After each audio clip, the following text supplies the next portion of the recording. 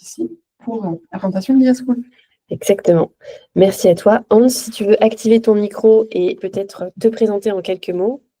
Donc, je suis Hans Gelassi, je suis enseignante-chercheuse à Télécom Paris, directrice de l'Executive Education, donc l'organisme de formation continue, le département de formation continue de Télécom Paris, et je suis entrepreneur dans l'IA.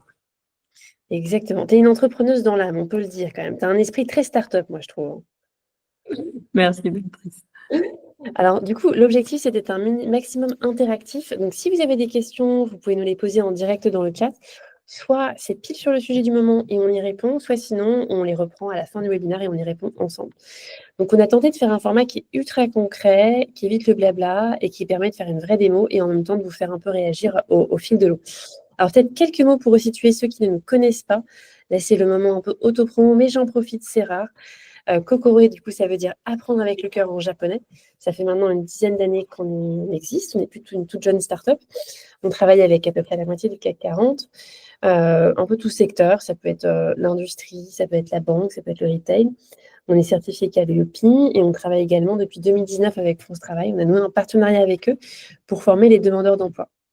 Et notre dada, en ce moment, c'est l'IA. Alors, on a lâché la photo qui a fait le buzz en juin dernier, puisque du coup, on a annoncé un partenariat avec France Travail et Microsoft pour former 1 million de Français aux IA génératives. Je pense que si vous êtes là ce matin, c'est que vous aussi, vous avez vu passer ce phénomène. L'IA est rentrée dans nos vies il y a maintenant 2 ans avec ChatGPT. Et depuis, c'est une révolution qui commence à prendre de plus en plus de place. Et on a maintenant à peu près 43% des collaborateurs qui utilisent déjà l'IA au travail. Alors Hans, j'ai peut-être une première idée, une première question à te poser. Pourquoi est-ce que c'est important aujourd'hui de former ses collaborateurs à l'IA? Vaste question, hein.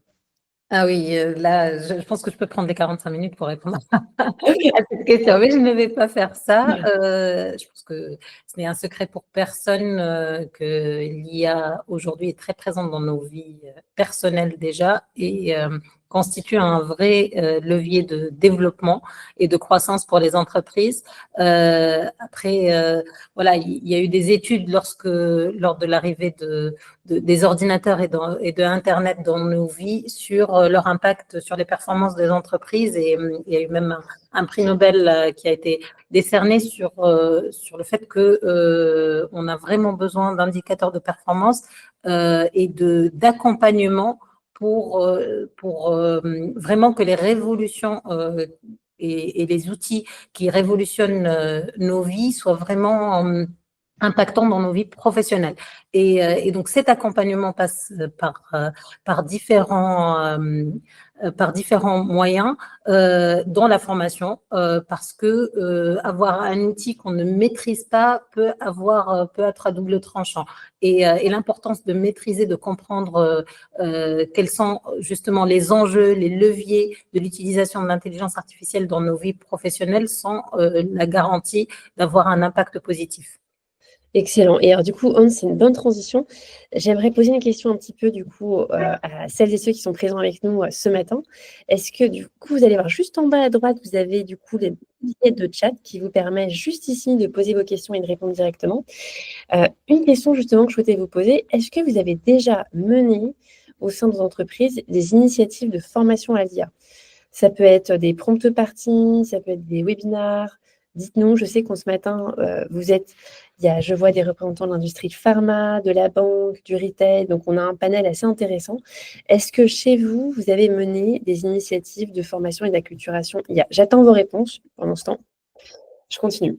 Du coup, Hans, je rebondis sur ton point. Effectivement, tu disais, il y a un vrai sujet. Pierre explique, lui, pas encore. Il n'y a pas encore eu d'initiative qui a été menée au sein de son entreprise. Et on voit finalement qu'il y a un peu 2 postures. On a les entreprises qui ont commencé à autoriser des outils un peu officiels, des outils homologués par l'IT, et on en a d'autres qui sont encore dans cette zone grise un peu de shadow IT, où des collaborateurs vont sur leur ChatGPT perso pour parfois tâter des prompts. Donc il y a un peu de vitesse, et on voit que l'IT de plus en plus commence à tirer la sonnette d'alarme en disant attention, risque de fuite de données et autres. Je vois qu'Eleanor aussi, vous n'avez pas encore poussé des formations, et côté Antoine, c'est en cours de construction. Ce qu'on voit, c'est qu'il y a un mouvement de fond. Il y a trois facteurs clés. Le premier, c'est qu'on voit, du coup, je disais, il y a un boom des IA Gen qui a des outils qui sont de plus en plus intuitifs. On voit qu'il y a un besoin très fort, du coup, en matière de montée en compétences. Et puis, en plus, on a la juridiction en Europe, on est très protecteur sur ça. On a l'IA Act qui est arrivé et qui va imposer en plus de former, sensibiliser aux risques et à l'éthique. Toi, Hans, peut-être sur l'IA Act, c'est quelque chose que tu adresses un peu, que tu vois arriver. Quelle est ta position sur le sujet? Aujourd'hui, à Télécom Paris, donc je ne sais pas si vous connaissez bien l'école, mais Télécom Paris est l'école d'ingénieurs numéro 1 du numérique, j'ai envie de dire. Donc, Eh oui, dis-le. qui forment des ingénieurs en numérique. On est une institution publique sous la tutelle du ministère de l'économie qui a donc trois missions, une mission de formation, une mission de recherche et une mission d'innovation. Et ces trois missions travaillent bien sûr ensemble, la recherche et l'innovation irriguent la formation et réciproquement. Et donc, sur nos sujets de recherche, nous avons un département, donc en plus des départements de recherche technique, nous avons un département de recherche en sciences économiques et sociales. Et donc, on a des chercheurs sur les aspects économiques et juridiques et éthiques de l'IA. Et donc, nous avons des enseignants-chercheurs qui ont participé à la rédaction de l'AI Act. Voilà, de sa relecture, en tout cas qui ont été force de proposition sur l'arrivée de cette nouvelle législation. Donc, l'avantage que nous avons, c'est que nous travaillons au plus près du technique, c'est-à-dire comment les aspects techniques influencent les aspects éthiques et juridiques et comment les aspects éthiques et juridiques sont un levier aussi pour les avancées technologiques. Voilà, donc on est en plein dans les actes, on est en plein dans comment les actes a un impact sur les avancées technologiques et sur l'utilisation et le déploiement de l'IA. Et donc, c'est un levier après. Je pense que je peux aussi prendre 45 minutes sur ce sujet-là, ce que ça impacte et quelles sont les spécificités européennes en termes d'innovation et de recherche dans l'IA. Non mais Hans, je ne savais pas que tu avais rédigé l'IA Act, là, il fallait me le dire avant. Voilà, papesse et rédactrice de l'IA Act. Alors, intéressant, merci pour toutes vos réponses dans le chat. Je vois que certains sont vraiment en avance. Côté Alphana, effectivement, il y a un GPT interne, il y a eu beaucoup de formations qui ont été faites. Marion également. Antoine, Aurélie, je vois également que c'est en cours de construction. On le voit, hein, chacun avance un peu à son rythme. Ce qu'il faut vraiment avoir en tête, et là on attire votre attention sur ça ce matin, c'est que lorsqu'on essaie de lancer des programmes de formation auprès d'une large audience, avec des métiers divers et qui ont peu de temps, il y a quand même quelques écueils qu'on voit souvent et qui reviennent. Et c'est important d'adresser ces irritants, parce que si vous ne les adressez pas, vos programmes de formation ne vont pas toucher leur cible. D'abord, il y a souvent cet écueil qu'on entend, ah, une formation IA, oulala, mais attends, c'est forcément un sujet pour l'IT. Donc, il y a vraiment ce côté, ça ne me concerne pas, moi je suis peut-être du market ou de la RH, c'est pas bon. Deuxième chose, il y a quand même un grand mélange, oulala, ça va être une formation RGPD, j'ai pas besoin. Un peu cette même barrière un peu floue, ça ne matche pas mon métier, ça ne matche pas mon besoin. Et troisième qu'on voit souvent, c'est désincarné. Ce sont des formations qui sont parfois faites sous forme de slides, sous forme de PDF ou autre. Et à ce côté, ça manque un peu d'humain et cruellement sur ce genre de sujet, on a besoin finalement d'humain, on a besoin de visage parce qu'on est sur des sujets qui peuvent parfois être un petit peu anxiogènes et qui peuvent du coup réveiller un peu des craintes de est-ce que l'IA va piquer mon boulot ou autre. Donc nous, nos recos sur ce genre de thématique, c'est d'être vraiment sur des modalités pédagogiques variées, parce que du coup, on peut avoir ce côté un peu, oulala, ça va être un sujet geek et technique, donc il faut mixer un peu de vidéo, un peu d'infographie, enfin, amusez-vous. Deuxième chose, avoir un ADN positif, c'est important. On est sur un sujet, il faut vraiment avoir en tête, même si moi j'adore l'IA, qui peut être perçue comme un peu anxiogène, donc il faut mettre un peu d'humain, mettre un peu d'émotion, et ensuite l'incarner. Pas forcément avec un avatar IA justement, mais avec des vrais gens dans la vraie vie, parce que c'est quelque chose qui va renforcer la crédibilité. C'est le moment, du coup, j'ai pas un bruitage pour faire un lever de tambour, mais si je pouvais, je le ferais. On va parler de notre IA School. L'objectif, en fait, ça a été vraiment, et là, je vais passer la main à Marie, en fait, qui va vous faire un peu un preview, de construire une offre de formation assez avancée, avec à peu près une dizaine de séquences, qui vous permet, en fait, de balayer les grands thèmes de l'IA Gen de façon un peu graduelle. Donc, comment ça se présente? Si on commence tout en haut, vous allez voir, l'objectif, c'est d'avoir en fait une IA School qui va se décliner au travers d'un programme d'une vingtaine d'heures.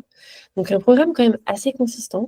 On sort un peu de notre sillon habituel qui fait de formation de vingtaine de minutes. On est sur un programme assez consistant je le disais, d'une vingtaine d'heures, qui va débuter par un premier quiz initial qui permet en fait de faire un self-assessment. C'est très important, les collaborateurs aiment commencer par une première auto-évaluation. Et ensuite, on va l'étudier tout à l'heure, un programme graduel et à l'issue duquel le collaborateur tout en bas va recevoir son certificat. Très important la notion de certificat, ils aiment ce côté finalement, ah tiens, à la fin, je repars avec mon certificat. Si je remonte peut-être tout en haut, je vais m'arrêter sur la notion d'expert, parce que dès lors qu'on aborde le sujet de l'IAGEN, très important de présenter finalement ce type de formation au travers du regard d'expert, parce que c'est ce qui va crédibiliser votre parcours. Dans notre petit onglet expert, vous allez voir, on a un zoom un petit peu plus détaillé. On retrouve des personnes qui ont été associées. Ça va par exemple de Moustapha Ben Kalfat, qui est un référent sur le sujet de l'IA et du marketing. Frédéric Cavazza, que certains d'entre vous qui sont à Société Générale connaîtront, qui est un peu un expert sur tous les grands sujets d'IA, mais aussi de blockchain, de réalité virtuelle. Élodie Chenol, qui intervient également beaucoup sur les notions de marketing. Anna Chouri, qui est une référente un peu sur tous les sujets d'éthique. Jérémy Lamry, qui est bien connu de l'univers RH et qui intervient très souvent sur les sujets IA et compétences. Enric Lopez, qui du coup est le directeur IA et Impact de Microsoft. Et Ghislain, avec lequel on a travaillé, pour ajouter en plus une brique conçue avec Télécom Paris pour aller plus loin. Donc, pourquoi c'est important d'avoir ces experts? C'est que ça vient en fait solidifier, apporter une caution. Sur l'IA générative, on voit beaucoup de formations, beaucoup d'offres existantes. Et pour sortir de l'eau, nous, on recommande toujours de s'adosser avec l'expertise. Dès lors qu'on n'est plus dans la simple acculturation, mais qu'on tente d'aller plus loin, c'est ce qui va vraiment apporter du poids à un parcours. Je vais revenir juste quelques instants sur l'approche pédagogique, parce que ça, pour nous, c'était quelque chose de très important. On a eu 3 parties pris lorsqu'on a conçu cette IDEA School. La première, c'est avoir des modules interactifs. On voulait vraiment éviter l'effet slide qu'on tourne, parce que là, pour le coup, tout le monde s'endort. Et c'est avoir un peu ce mix de modalités, mais aussi ce mix de formats.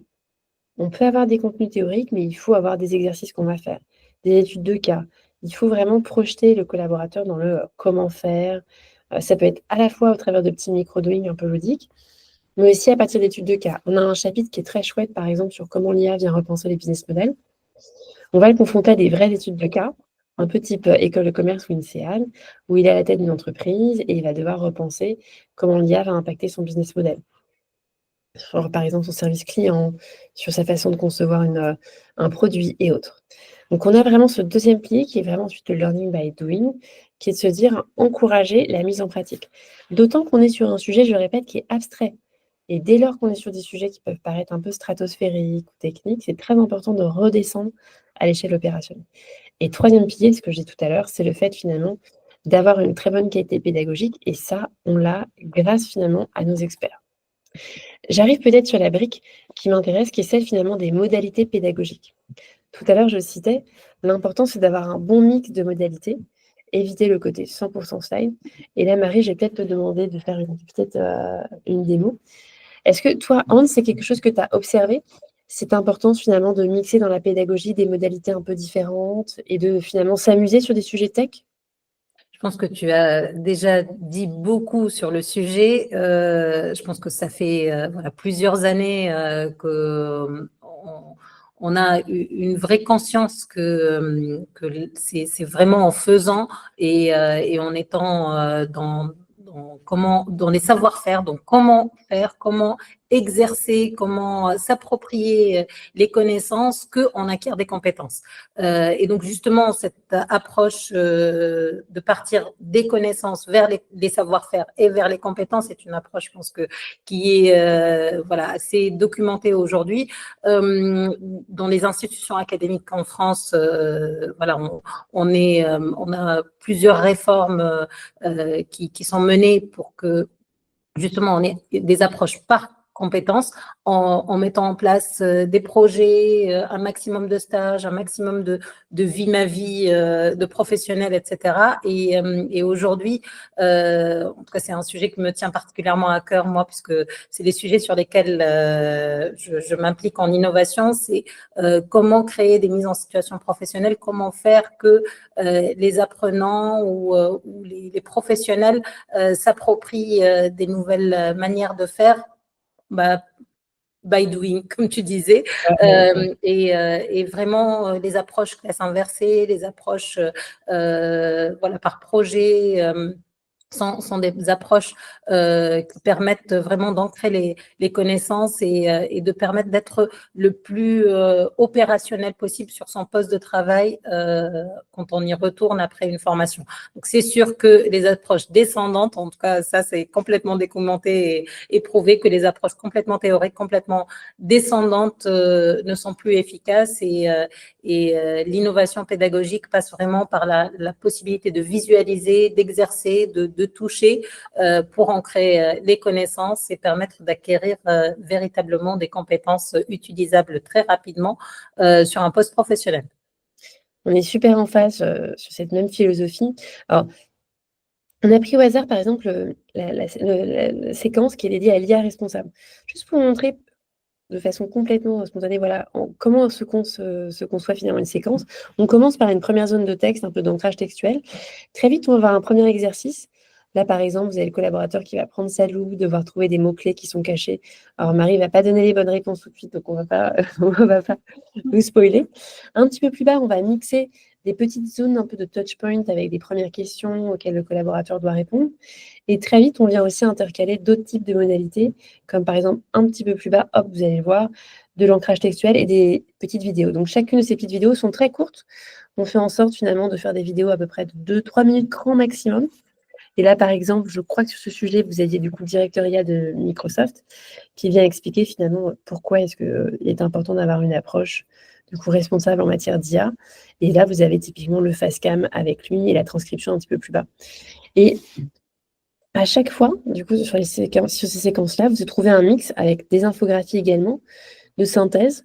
L'objectif, c'est d'avoir ensuite des petites infographies que vous pouvez directement ensuite télécharger et garder de part vers vous, et des vidéos. Donc, en fait, ça vous donne un rythme très digeste qui vous permet petit à petit, en fait, de concevoir, enfin, de consommer une formation sans forcément avoir le sentiment d'être toujours sur une modalité ultra statique. Donc, vous allez retrouver tout au long des formations de l'IA School ce type de granularité avec un mix finalement de modalités, aussi bien de l'ancrage textuel, des vidéos, des infographies, des micro-doings, mais également des petits exercices que vous pouvez réaliser. Donc, si on se balade dans les autres chapitres, je ne sais pas si tu en as un autre que tu veux peut-être montrer, Marie, voilà. On retrouve à peu près ce même séquençage qui va, tiens, par exemple là ici, une petite vidéo de synthèse, pas forcément avec un expert, mais type petite vidéo très courte, qui vient synthétiser les notions clés à aborder sur l'IA Act. Donc, vous avez à chaque fois ce type de modalité qui vient en fait agrémenter une formation et qui vous permet de repartir, là par exemple, les 4 niveaux clés de risque avec votre infographie que vous pouvez télécharger. Donc, le collaborateur aime bien parce qu'à chaque fois, il repart finalement aussi avec des PDF, des notes, des fiches de synthèse qu'il peut conserver, un peu comme des bonus qu'il peut garder du coup de part vers lui. Donc, on retrouve toujours ce mix de modalités qui vous permet finalement de ne pas vous ennuyer parce que nous, c'est vraiment cet enjeu. Dès lors qu'on aborde des sujets assez tech, on doit gagner la bataille de l'attention et éviter en fait qu'on ait une chute de la complétion. Et avec ce type finalement de déroulé, le collaborateur ne s'ennuie pas, il a tout le temps des nouveaux contenus à consommer. Je vais peut-être revenir un petit peu sur le programme pour vous donner une petite vue un peu macro. Si on revient sur le programme de l'IA School, alors peut-être directement sur l'IA School, sur du coup la partie programme avec les différents modules. Vous allez voir un peu le déroulé. Et Hans, je vais peut-être te faire réagir sur certaines séquences pour juste expliquer pourquoi leur importance. Parce que parfois, lorsqu'on adresse un programme sur le thème de l'IA-Gen, on a tendance à se concentrer uniquement sur l'art du prompt, ce qui est intéressant, mais ce qui n'est pas suffisant. On commence, nous, par un premier back to basic sur pourquoi est-ce que finalement il faut explorer le potentiel stratégique de l'IA. Donc, ça passe par des fondamentaux. Quelle est l'histoire de l'IA? On parle beaucoup de l'IA depuis 2 ans, mais en réalité, l'IA, ça fait déjà des dizaines d'années, Hans, qu'on en parle, non?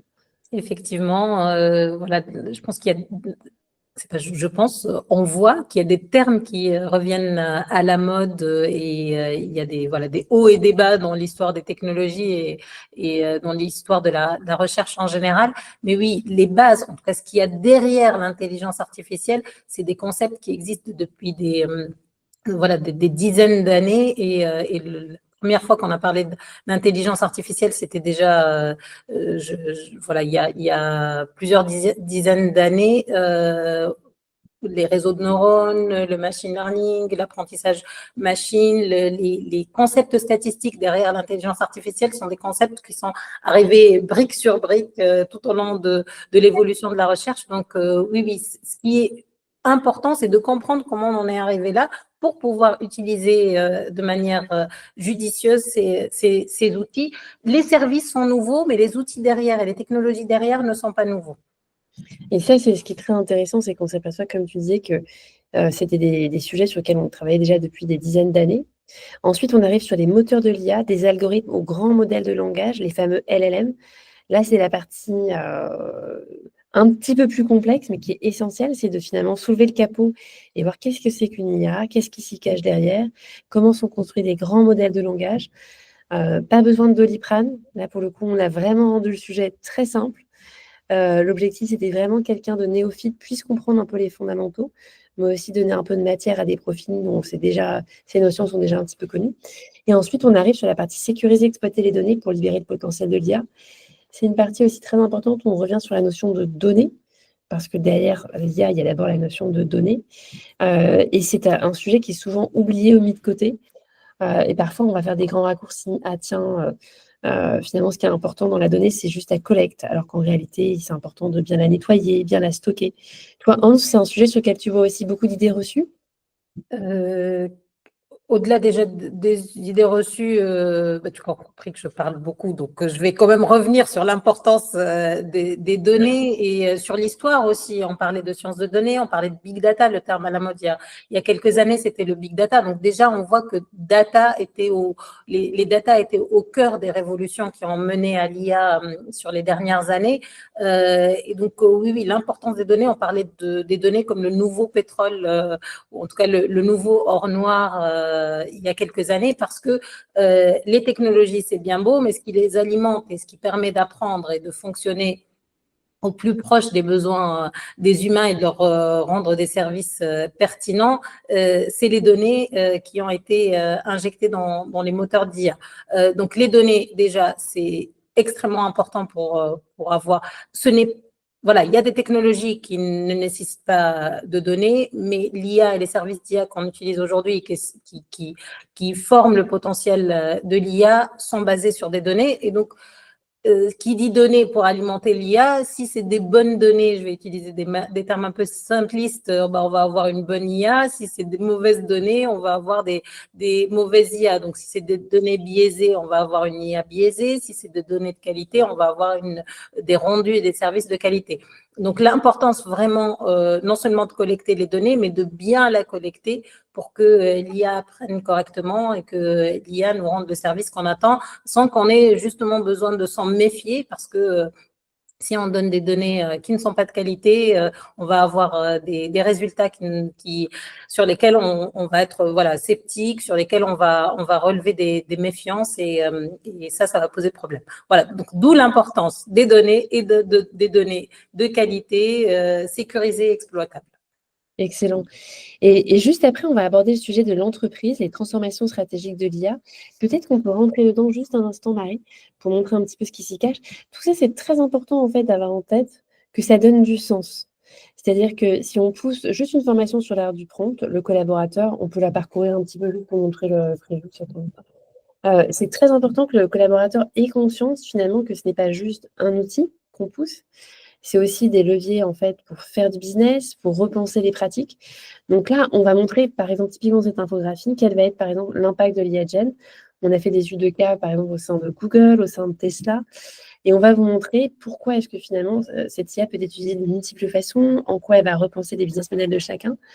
Et là, typiquement, en fait, cette séquence, vous voyez, ce premier gros lot de formation permet d'expliquer aux collaborateurs qu'il ne s'agit pas juste en fait d'une nouvelle innovation mise de côté, qui ne va être utilisée que par l'IT, et qu'en réalité, on va faire, par exemple, on va le mettre à la tête d'une société de service et il va devoir être confronté à certains problèmes et trouver des solutions grâce à l'IAGEN.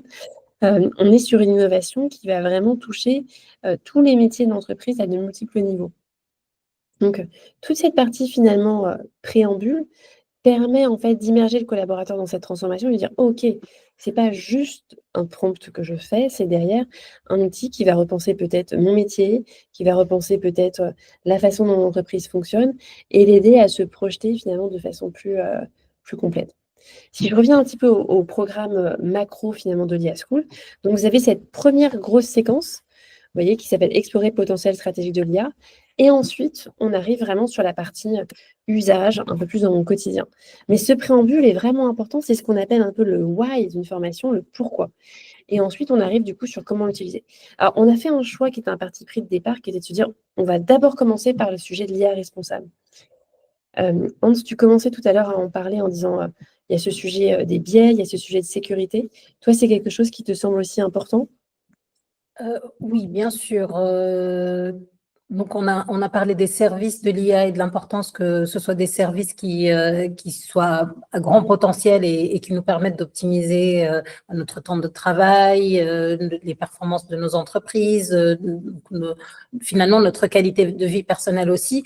Et donc, ce sont des sujets qui sont vraiment au plus proche finalement de l'humain, de sa relation avec le travail, de sa relation avec l'entreprise. On a parlé de ces sujets voilà, de données biaisées qui peuvent finalement, les biais qu'on a nous dans notre société peuvent être amplifiés par l'IA quand on traite des CV, quand on traite des données personnelles, quand on a voilà, un fonctionnement dans des relations clients où l'IA va échanger avec des clients sur des sujets qui peuvent être vraiment très personnels et en lien avec voilà, ce qui fait leur quotidien. On est quand même sur des sujets qui sont à risque, qui sont très importants, voilà, pour lesquels à la fois il y a des enjeux personnels humains et des enjeux pour les entreprises en termes de crédibilité, en termes de, voilà, on parlait de le plus important pour une entreprise, c'est ses clients, donc l'image qu'elle va renvoyer à ses clients. Il y a vraiment des sujets qui sont vitaux quelque part, tant pour l'humain que pour le professionnel et son organisation. Donc voilà, l'IA, l'importance ce que rend l'IA et ce que renvoie l'IA et comment l'IA finalement nous représente ou échange avec nous est très important pour voilà, et ne peut pas être biaisé d'une quelconque manière ou non sécurisé et doit être explicable aussi. On a besoin de comprendre quand il y a des enjeux vitaux qui sont pris qui sont voilà, au cœur de ce système. On a besoin d'expliquer et d'argumenter les décisions. Exactement. Donc c'est effectivement très, très important et donc du coup, on a fait ce parti pris, qui était finalement d'avoir cette approche très, responsable d'abord, avant ensuite de s'intéresser à comment maximiser votre efficacité avec l'IA.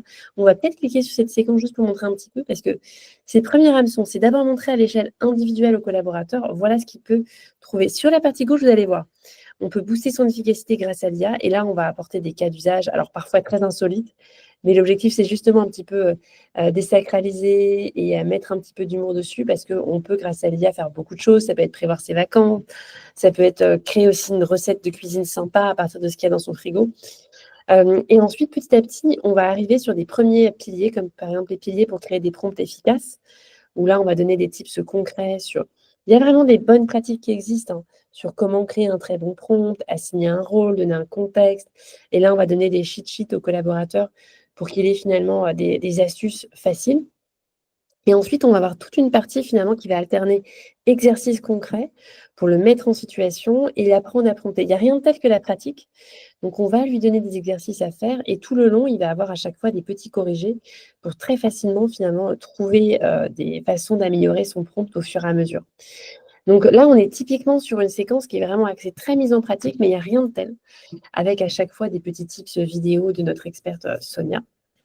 Alors si je reviens un peu sur le menu macro, donc là, ça y est, on a donné des fondamentaux concrets, sur comment utiliser le prompt et ensuite on va s'intéresser à des cas d'usage un peu plus métiers. Donc il y a des métiers qui, au sein des entreprises, au sein de vos organisations, ont pris un peu le chemin de l'IA, de façon accélérée.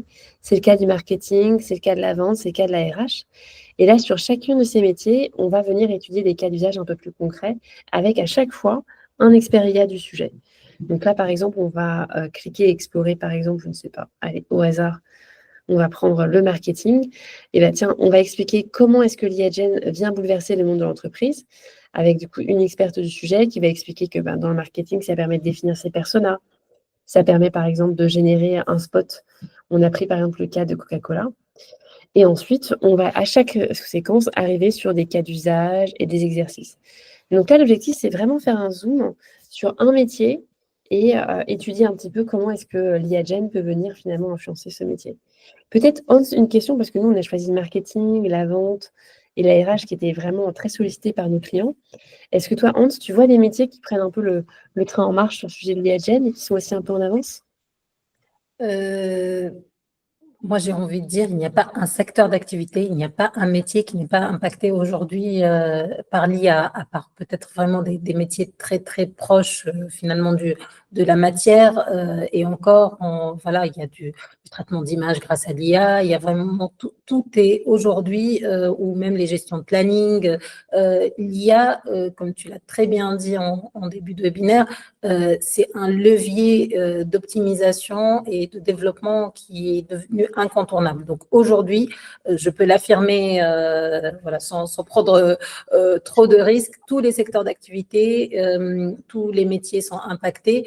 Il y en a certainement, bien sûr, qui sont un peu plus avancés que d'autres et tu as cité vraiment des usages et des métiers sur lesquels on a déjà des outils d'IA qui sont très développés, qui sont très avancés. Je ne peux pas dire qu'il y en ait qui ne soient pas impactés aujourd'hui.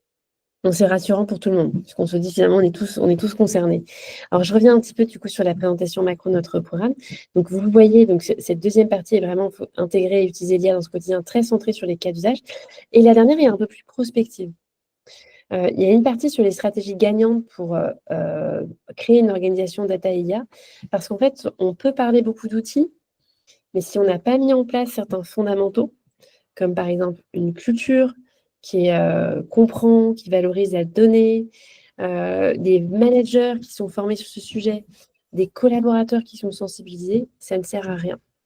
Donc là, ce module, on fait un petit pas de côté finalement pour prendre du recul. C'est peut-être un module qui fait un peu penser à vos cours d'école de commerce, mais c'est un peu le principe. C'est expliquer quels sont les fondamentaux pour créer une data stratégie. Pourquoi c'est très important finalement de se concentrer aussi bien sur les process, l'innovation, l'expérience client. On va faire des zooms sur des cas d'école d'entreprise qui ont franchi le pas et qui ont réussi à être des entreprises assez data-driven ou très IA-driven et expliquer finalement comment poser ces objectifs à court, moyen et long terme. Là, c'est un de mes modules préférés parce qu'on est très business dans la façon d'appréhender du coup le sujet de l'IA et on montre à quel point finalement il est très important de penser l'IA non pas comme une petite innovation de côté, mais comment elle doit infuser dans tous les métiers, dans tous les secteurs et avoir une approche du coup très stratégique sur le sujet. Et on va terminer ensuite du coup cette IA School avec un module qui est très prospectif sur quel peut être le futur de l'IA. Alors, je vais tout de suite faire un debunk. Nous n'avons pas de boule de cristal. Par contre, on a des experts qu'on a interrogés. C'était le cas, par exemple, de Frédéric Cavazza, sur expliquer finalement quelles vont être finalement les théories en matière d'IA, quelles vont être les perspectives d'adoption à terme, quels peuvent être les grands chamboulements. Donc là, on a vraiment fait des grandes tendances sur lesquelles on peut travailler. Le fait que l'IA soit de plus en plus du coup, adoptée au sein d'entreprises, elle transforme les business models, les COMEX commencent de plus en plus à s'y intéresser. Et donc, on montre finalement des grandes hypothèses et à quel point finalement l'IA peut bouleverser la société. En étant tout à fait réaliste, parce qu'on met aussi en travers le fait qu'il y a des coûts d'adoption qui sont extrêmement lourds. On parle beaucoup de GPT. Mais je pense que ces dernières semaines, vous avez vu sur LinkedIn les starter packs qui fleurissaient de partout, mais qui ont consommé énormément de data et on fait beaucoup marcher les data centers. On est sur des technos qui sont extrêmement consommatrices. Donc, on est quand même sur des technos qui, oui, vont bouleverser nos industries, mais qui vont aussi coûter énormément d'argent. Hans, toi, tu as une position un peu sur les prochaines années et l'IA? C'est la question à 100 millions, hein, je sais. Mais... C'est ça, mais voilà, j'ai pas la boule de cristal. La papesse n'a pas la boule Déçu, de cristal, malheureusement. Mais ce qu'on peut dire, c'est que déjà, je parlais de la révolution de la data il y a quelques années et les avancées de recherche montraient qu'on allait arriver, voilà, personne n'aurait pu prédire à 100% à l'arrivée de ChatGPT, bien sûr, mais voilà, on voyait bien la progression à partir de l'époque des sciences, des statistiques, des sciences des données, de l'IA prédictive, voilà, du big data, et ensuite de l'IA prédictive jusqu'à l'IA générative aujourd'hui. Donc oui, les futures applications, il va y avoir de la robotisation, il va y avoir de nouveaux services, de nouvelles applications, beaucoup autour de l'image, autour des vidéos. Voilà, donc le futur, en tout cas le potentiel de l'IA va construire et l'IA va être très présente dans notre futur. Et Hans, tu sais, ça soulève très souvent aussi un peu d'anxiété parfois de certains collaborateurs qui disent est-ce que ça va me remplacer? Toi, quel est ton parti pris sur ce genre de sujet? Parce qu'on ne peut pas envisager, tu vois, le futur du travail sans se dire quel est finalement l'impact sur les compétences, sur les métiers. Est-ce que toi, tu as un parti pris sur ce sujet?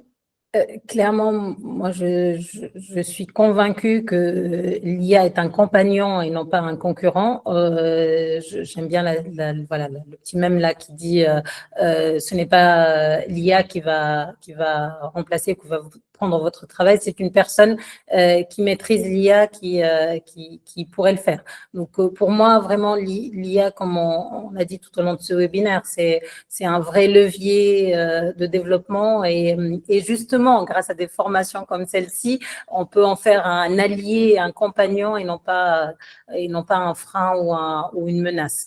C'est plutôt accompagner les compétences à l'ère de l'IA plutôt que arrêter les compétences avec l'IA. Pour moi, après, c'est normal hein, qu'on ait des peurs, des craintes et c'est complètement légitime et heureusement parce que c'est ce qui nous permet vraiment d'avoir des programmes de formation de qualité, d'avoir aussi des outils. Je crois qu'il y a un... Ça a sauté. Donc, je disais, c'est grâce à des programmes d'accompagnement qu'on arrivera vraiment à limiter ses craintes, à limiter ses peurs et à tirer un maximum de profit de ce nouvel outil, hein, vraiment, qui est l'IA. Et du coup, peut-être, Hans, donc là, on va arriver bientôt à la fin de notre webinaire, donc n'hésitez pas, les dernières minutes sont vraiment pour la pose de questions. Vous les glissez dans le chat et Marie et moi, on les prend. Peut-être, Hans, du coup, avec Télécom Paris, tu adresses des publics très, très différents. Quel conseil tu donnerais à quelqu'un qui veut, par exemple, pousser un programme de formation sur l'IAGEN, mais qui doit convaincre des sponsors, des COMEX qui sont parfois un peu réticents? Comment on peut aider finalement des sponsors à prendre conscience de l'urgence à former sur ces sujets?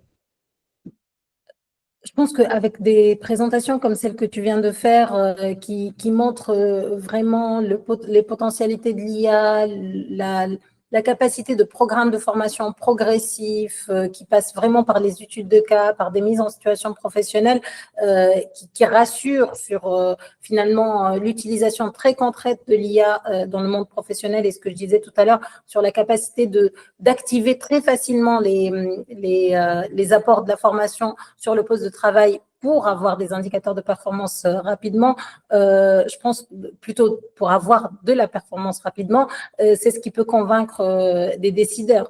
Et pour ça, voilà, des leviers d'accompagnement, des leviers aussi de mesure, montrer comment on va pouvoir mesurer les retombées de ce type de formation très rapidement.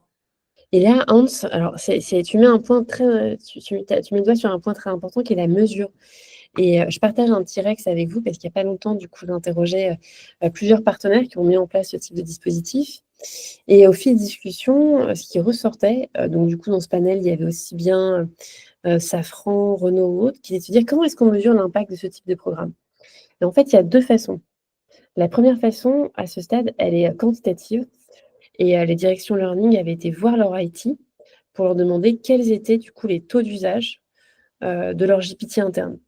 Est-ce qu'avant le programme de formation, il y avait tel usage? Et est-ce qu'après, on a pu voir une hausse aussi bien du nombre de sign-up, d'inscriptions sur l'outil GPT interne, du nombre de prompts? Et ça, c'est un premier indicateur, alors qui est à la main de l'IT, qui en général, du coup, a tous les dashboards de KPI et de suivi. Et la deuxième KPI qui était fait, c'était plus un KPI. Alors là, ça demande plus de boulot côté learning. C'était des petits focus group qui avaient été organisés côté Renault pour justement avoir un peu de verbatim qualitatif. Qu'avez-vous pensé de ce type de programme? Est-ce que vous pensez que ça va changer un peu vos usages? Sur quoi est-ce qu'on aurait dû mettre plus le focus? Donc, focus group, c'est ce qui prend du temps. Et sinon, tout simplement, le sondage. Ça peut paraître un peu à l'ancienne, mais de dire, est-ce que après le programme, vous sentez plus en confiance pour justement utiliser les outils d'IAGEN? Quels sont les cas d'usage que vous avez identifiés, etc. C'est très difficile, à posteriori d'une formation, de mesurer quel va être le ROI, mais en couplant l'utilisation des GPT plus un peu de remontée qualitative via focus group et survey, on arrive quand même à avoir quelques KPI vraiment intéressants. Alors, je vois qu'il est 43. Si vous avez encore quelques questions, parce que vraiment, c'est moi qui pose les questions, hein. Moi, je peux m'alimenter pendant très longtemps comme un GPT. Je peux continuer. Est-ce que, Hans, toi, tu as un petit mot de la fin sur les sujets IAGEN? Moi, je voudrais peut-être revenir, tu as parlé de l'importance du prompt, voilà, de la rédaction de prompt, mais ce qui est intéressant vraiment aussi, c'est d'arriver à sensibiliser, à vulgariser les technologies, ce que tu disais tout à l'heure, finalement, la boîte noire derrière l'IA, c'est de la démystifier. L'IA, ce n'est pas, voilà, il n'y a pas de miracle derrière, c'est pas de la magie, c'est une technologie et moi, je suis convaincue que c'est vraiment en faisant de l'acculturation, en démystifiant justement ce qu'est l'IA, qu'on arrivera à en améliorer l'adoption. Et une fois qu'on a finalement arrêté les freins et les peurs, on pourra travailler sur l'optimisation, sur la rédaction de prompts, sur les services qui pourront en découler. Et c'est un vrai levier de performance et aussi d'innovation pour les collaborateurs dont il faut se saisir. Et c'est par la formation et par l'acculturation qu'on y arrivera. Excellent. Un grand merci, Hans, d'avoir été avec nous. Je sais que ton temps est précieux et que tu es toujours heureuse et parole. Je vous encourage à suivre Hans sur LinkedIn, qui est présente sur beaucoup de tables rondes, d'interventions et qui relaye son actualité et celle de son école. Et je vous dis à très bientôt. J'étais ravie d'être là en ce jeudi pour parler IA, un des sujets que j'aime beaucoup. Vous recevrez du coup le replay et la présentation de ce webinaire et je vous dis à très bientôt à tous. Très bonne journée et merci à Marie également qui était à mes côtés. Merci à vous deux et merci à tous pour votre présence. À bientôt.